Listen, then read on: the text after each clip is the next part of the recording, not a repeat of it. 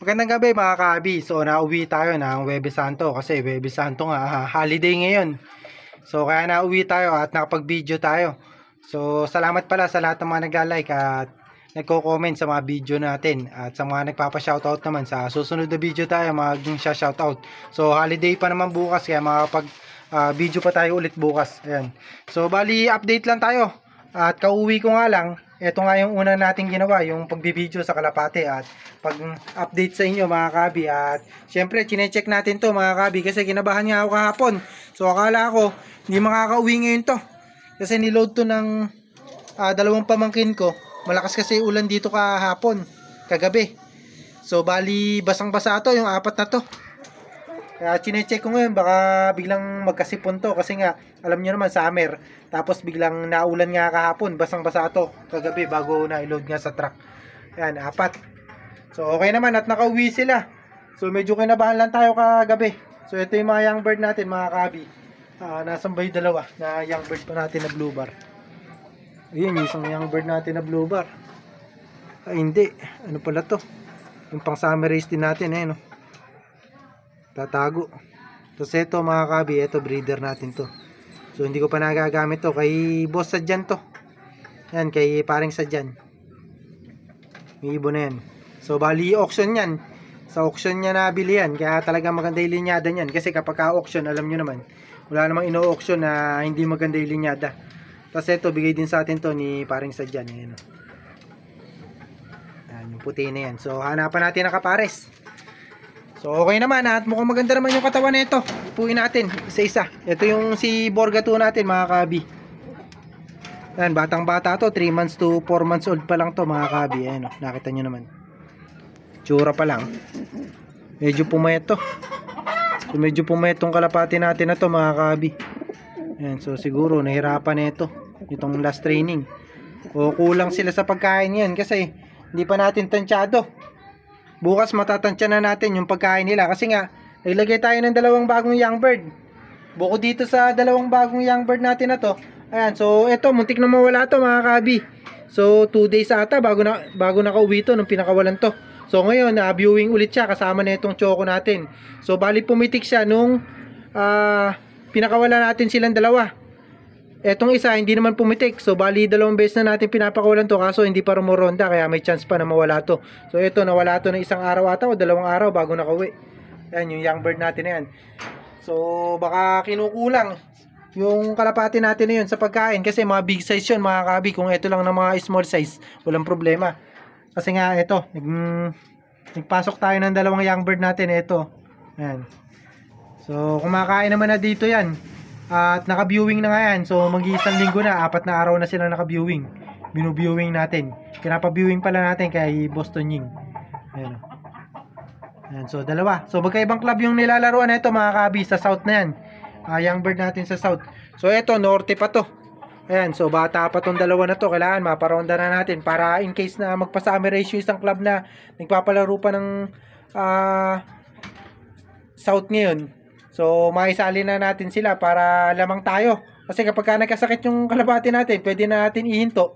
Medyo matibay na yan. Kasi kapag ka nabuhay sa sakit yung kalapati mga kabi, base lang sa experience ko, pag nilaro nyo at napagulang nyo nga sa sakit yung kalapati nyo, matibay na o tumitibay sila. So talagang idudulo kayo. So ito pala mga kabi, babalitaan ko kayo dito. So bali, may itlog na ulit sila. So yung unang itlog nila mga kabi, walang similya parehas. Ayan, so ngayon nag-itlog ulit. Titingnan natin kung may similya to sa Sunday siguro, Sunday ng gabi. Ayan, so ito yung isa natin. So check ko lang yung katawan nito kung pumayat din. Ito medyo pumayat din. Ayan. So nadagdagan kasi sila ng dalawang kalapate, hindi pa natin tansyado yung pagkain nila. So dinagdagan lang natin ng konti. Mahirap kasi pag nagdagdag tayo ng marami. Ito rin medyo pumayat. Ayan, pumayat silang lahat. 4 na kalapate yung pumayat. So padadagdagan na lang natin ng patuka o pagkain sa kay Boston Ying to, yung mga kalapate natin para sa ganun makabawi sila. Tapos sa Sunday mga kabi, Bali ang gagawin natin dito, hintayin nga natin sila dahil last training na ngayon mga ka-abi. So yun pala yung balita ko sa inyo kasi next week derby na neto yung apat natin na kalapate. So medyo maganda naman yung pa-premyo kahit na hindi kasing ganda nung South. Alam nyo naman yung South talaga ang pinakamaganda magpa-premyo sa mga race nga natin. So ngayon sa summer to, bali summer na yung mga kalapate natin na to. So young bird sana sila ng South kaso hindi sila umabot kasi nga nagpede ring tayo nun. Inabutan sila, sayang, mga bata kasi to mga kabi. So sa edad nila ng summer, saktuhan lang yung edad nila. Bata sila ng South. Ay ng South tapos saktuhan lang yung edad nila sa summer. Ayun, medyo ano pala yung mata nito mga kabi, ayun. So namamasa, baka nagkasipon. Kasi nga basang-basa sila kagabi. So update naman tayo sa breeder natin dito. Ayan, so bali dalawang nga napisa dito. Ayan o. So check natin kung healthy. Ay bumukas. Ayan, so mukhang healthy naman. Mukhang healthy naman mga kabi. Ayan o. So dalawa.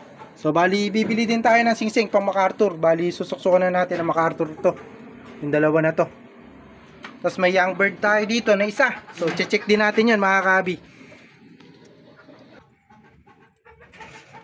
So yung dalawang blue bar natin na nilipat dun sa flyer natin, anak nito mga kabi.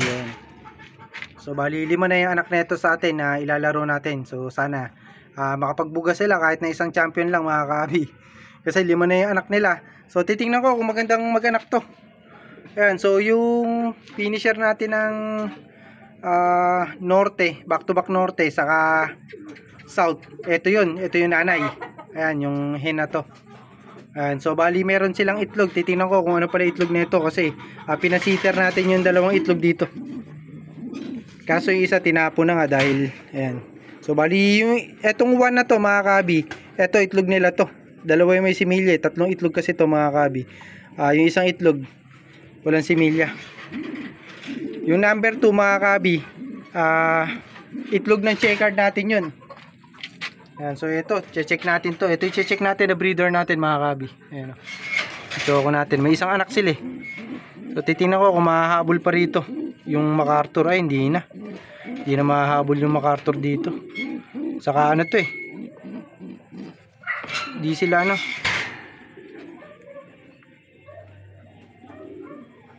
Hindi sila combine ng MacArthur. Ano okay yan. So wala, makakuha na tayo ng MacArthur para masuksukan na natin yung mga young bird natin. So bali 4 na MacArthur lang yung kukunin natin. So bali yung dalawang young bird doon, susuksukan na natin ng MacArthur. Tapos yung magiging anak na itong choco natin dito, bali sasalang pa lang natin. Ayan, bali kapatid ng mga homer natin. Ayan. Ito classic racing homer to mga kabi. Ayan o.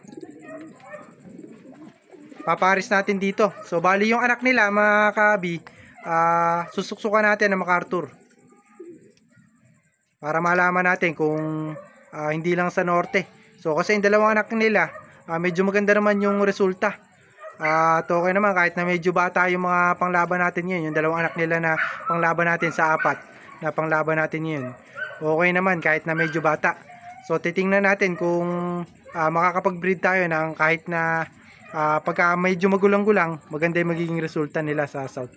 So hanggang dito na lang mga kabi yung video natin. Tin-update ko lang kayo kahit na gabi na. At siningit lang natin to. At para ma-check na rin natin yung mga alaga. So happy flying sa inyo. God bless.